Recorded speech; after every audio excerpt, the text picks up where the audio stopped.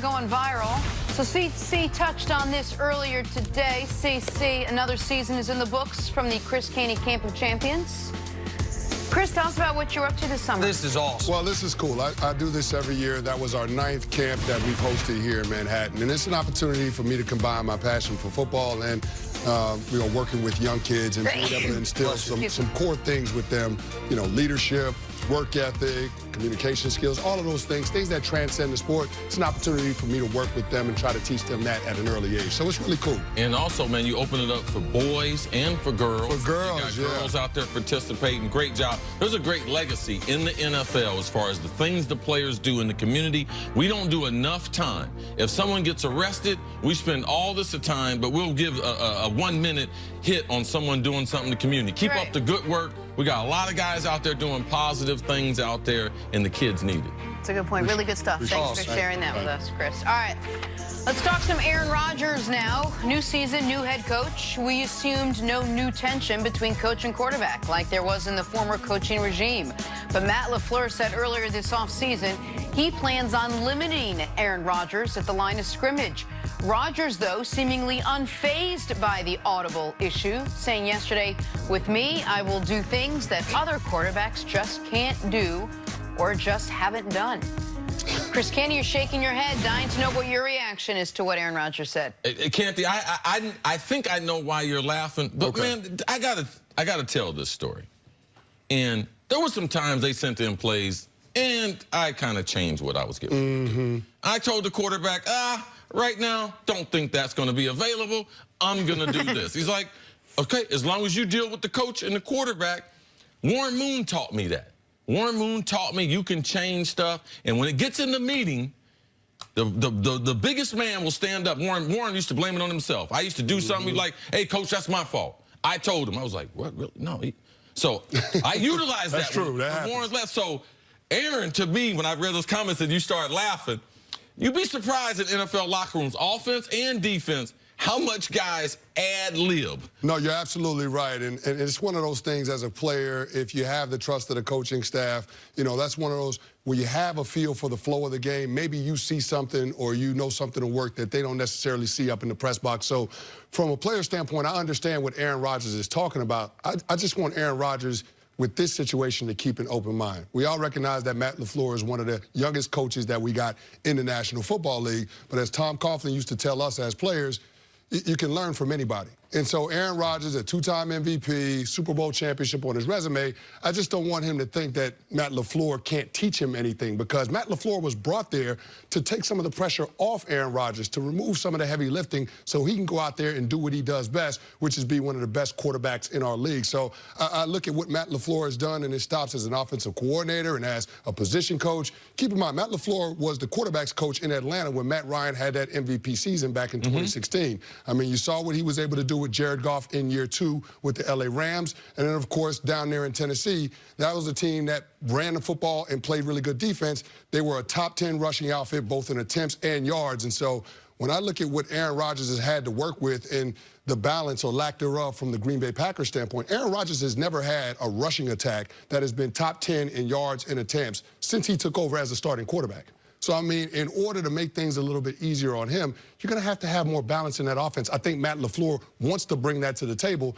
I just hope that Aaron Rodgers isn't resistant to it. Right. It can't be a one-way street. Like, now that goes in this regard as well. Matt LaFleur, we know it's the Shanahan school of go to the – Gary Kubiak did this in Houston, where the quarterback – He did it in Baltimore, too. Absolutely. He did it in Baltimore, too. Matt Schaub goes to the line of scrimmage when I was in Houston and Kubiak was the coach, and it's you have a play A, play B. Be usually a run or a pass, and you're going to call one of those 2 plays depending on what the defense is, and those are your only options. And sometimes both those plays are drawing dead, and the quarterback did not have the freedom to call a different one, did not have the freedom to check out of it.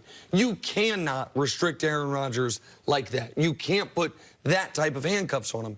But Rodgers also, I think, in particular, early on, can't every chance he gets tweak, change, adjust. I think he has to submit. Just for the sake of doing it, you mean? Well, even if he thinks this could make it slightly better, because I think that could undercut the confidence not only of the coach, but of the other guys in the offense. Who are we listening to? We listen to the coach, we listen to the quarterback, or are those guys on the same page? They have to present a united front on this, because while Rodgers has been out of the playoffs the last 2 years, no one questions his ability.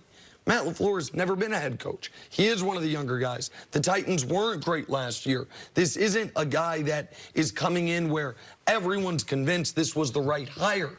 So Rodgers has to help him in that regard, just like LaFleur has to give him freedom to be Aaron Rodgers. Is this too big? Are we making a big deal about this? Is this stuff that happens that great quarterbacks can audible at the line, and we're just looking for some reason to find tension between another Packers coach and Aaron Rodgers?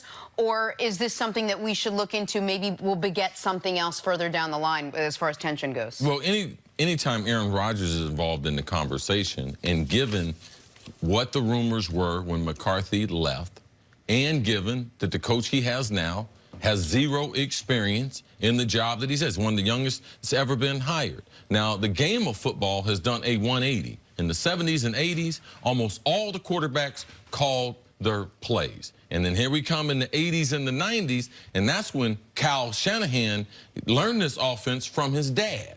And this comes from the late 80s. It's a spinoff of a Bill Walsh offense. Bill Walsh had audibles in his, but Shanahan, when he created his system, he took some of the audibles out of the system, took some of the flexibility out of the system. The reason why Matt LaFleur is not getting credit, because Kyle Shanahan got credit for that Atlanta offense, because he was the coordinator, and even though he was the quarterback coach. So for me, I understand. I know the reason why he would teach Aaron Rodgers this. Why? It's the only offense he knows. And that's what you start to get into. It's hard to be great when you don't have the variance of a lot of different things. That's why Bill Belichick and what they do is so amazing. They'll play a 34, they'll play a 43, they'll throw it 50 times, they'll run it 50 times. They don't care. They look at the matchups and figure which one is best for us to win. And I just think that Aaron Rodgers, he can learn a lot from what's going on in New England. Tom Brady never complains about what they call and what they're going to do. He makes it work. Aaron Rodgers makes up excuses after the game. Now, they might be real, but they're not for us to hear. He's supposed to take the diplomatic approach after the game and blame it on himself, blame it on the teammates that he know are responsible, and then move on. Aaron hadn't done that, and that's what makes it a lightning rod with having this young coach matched with one of the best quarterbacks that we've seen play in the NFL. I think Aaron Rodgers also has to understand that he can't do it all by himself, and hopefully the 2018 season will teach him that. I mean, they struggled. Now, I mean, his numbers weren't bad. He only threw 2 interceptions, 25 touchdowns. That's a little bit down from where we're used to seeing him, but there has to be a two-way street in terms of communication and trust between Matt LaFleur and Aaron Rodgers, and I think that's going to go a long ways to determining the success of this team. But the one thing I do like about what the Packers have done this offseason, not just hiring Matt LaFleur, but addressing the defensive side of the ball. And it's been several offseasons that they've continued to build on that. I mean, you got Mike Daniels, and they drafted Rashawn Gary in the first round in the trenches. You got those guys up front. And then what they did in the back end, drafting Darnell Savage to go along with some of their other draft picks in the secondary. I really like how they're trying to build this team, because they recognize they can't ask Aaron Rodgers to win a shootout 35-31 every single week. So at some point, you're going to have to be able to stop somebody. I think that they're setting it up to be able to do that. And then, of course, if you sprinkle in the element of the run game offensively, I think that makes life easier for Aaron Rodgers. And if you do that, you're going to get the best version of it. You know a lot of football, so it's good that you said all that. Chris Canty, thanks for joining us today. Thanks for having me. So much good stuff. Did I do something wrong?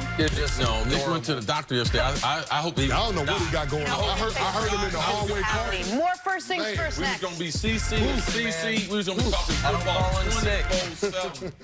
24/7.